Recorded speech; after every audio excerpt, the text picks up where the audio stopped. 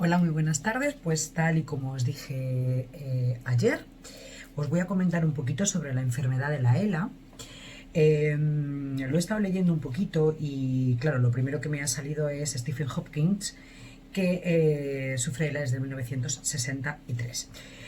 Os voy a comentar un poquito lo que dice. Yo me he metido directamente en la Asociación Española de ELA, ¿vale? Os vuelvo a repetir, os lo repito, yo creo que en cada vídeo que grabo, que yo me hago eco de informaciones verídicas de internet. Yo no me meto en un foro cualquiera, yo me meto en foros médicos, Mediclinics, que es uno de los que yo he estado mirando por el tema de mi enfermedad desde hace 4 años.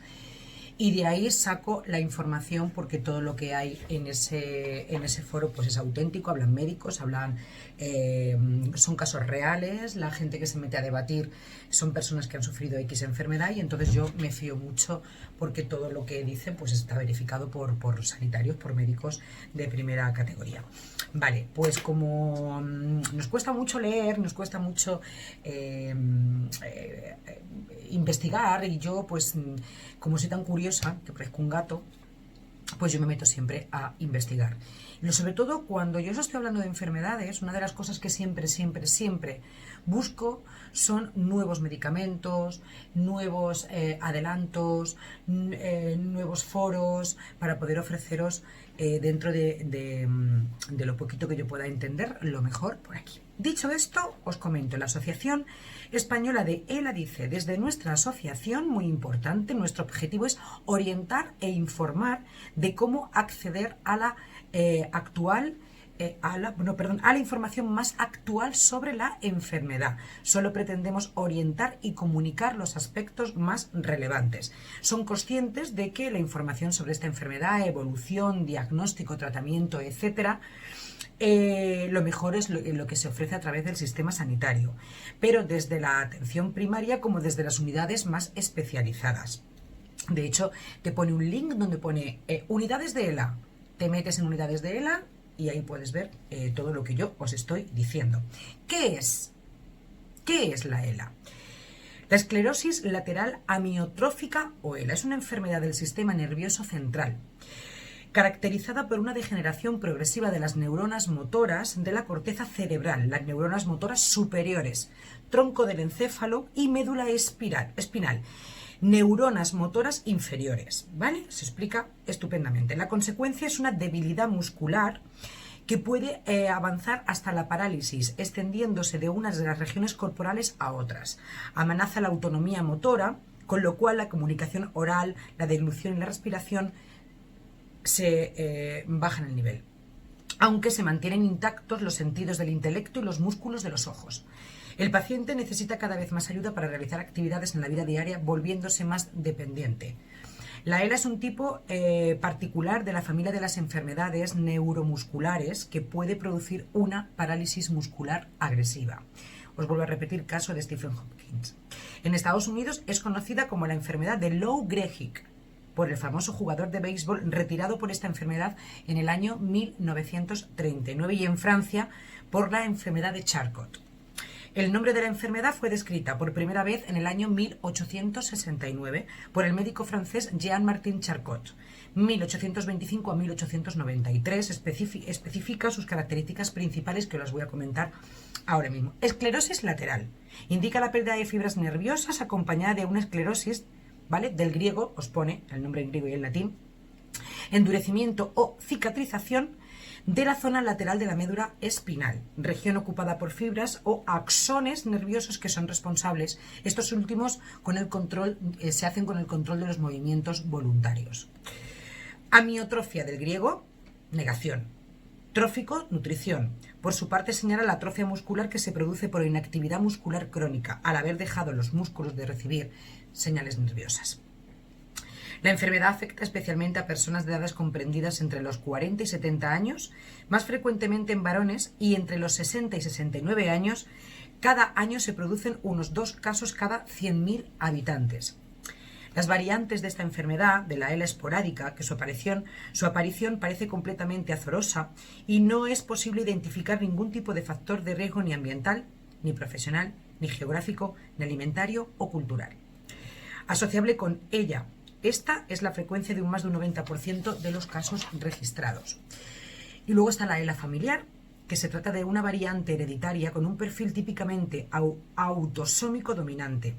Hay evidencias para un grupo de pacientes que constituyen entre el 5 y el 10% de los casos. En general, la ELA no está considerada como una enfermedad hereditaria importante. No es una enfermedad hereditaria, no se considera como tal.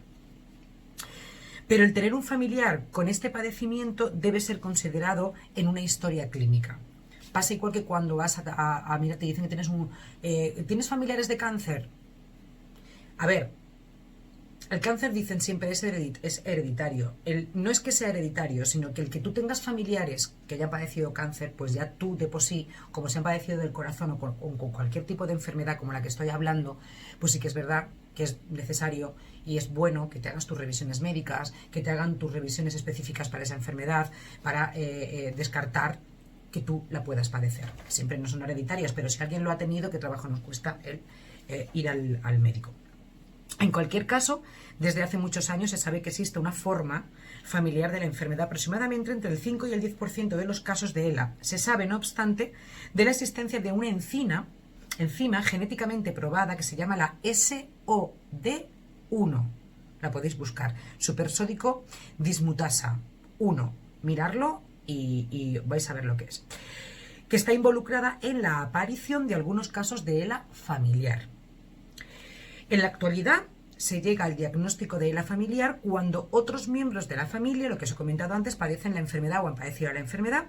Cuando no existen antecedentes familiares, la aparición de un caso en la familia se extiende como esporádica y en ese sentido los familiares del paciente no tienen un riesgo mayor que el resto de la población a padecer esta enfermedad.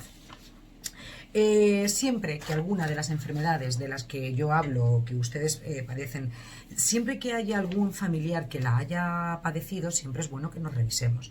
Yo soy de las que, pues me pasa lo mismo que con el tema del virus del papiloma, con enfermedades del corazón, tenemos que ir al médico, ¿vale? Si tenemos la grandísima suerte de haber nacido en una familia donde no ha existido ninguna enfermedad, pues somos afortunados. Pero si por otra cuestión tenemos en nuestra familia alguna persona con algún tipo de enfermedad de este tipo, ¿vale? Que al final se convierte en crónica, lo bueno es que vayamos a nuestro médico, nos hagamos nuestros análisis, hablemos con ellos. Y también es muy importante que si por circunstancias nos toca esa enfermedad, es muy importante que estemos actualizados, porque siempre hay un nuevo medicamento, siempre se está investigando, siempre hay nueva información y es muy importante. Al depender las personas que pasan el ELA, al terminar dependiendo de otra persona para su movilidad, es muy importante que cuando te detecten que tienes esa enfermedad, empieces a hacer un poquito de ejercicio. Eso lo único que te va a hacer es retrasar el que te quedes al final en una silla de ruedas. Me da muchísima pena cuando veo a Stephen Hopkins y aparte que tiene os podéis meter, tiene unos tutoriales buenísimos, ha hablado muchísimo de esta enfermedad, ha estado investigando muchísimo por esta enfermedad y la verdad es muy bueno que pudierais meteros en los foros que hablan de esta enfermedad para que veáis toda la información que da y la verdad es que es maravilloso porque te enteras de muchísimas cosas. Bueno, yo lo que he hecho es resumiros un poquito esto y me da pena, de verdad, ese tipo de enfermedades que te dejan tocada. Pero bueno, hay una cosa muy importante que no llega a tocar el intelecto y por lo menos es muy importante que a través de estas dos cositas que tenemos aquí que se llaman ojos, por lo menos podemos ver la vida y por lo menos no nos falla la cabeza, que creo que también es algo doloroso para la gente que tienen alrededor. Bueno, pues en un ratito os hablo un poquito del tema de la fibromialgia. Muchísimas gracias, espero como siempre que os haya gustado.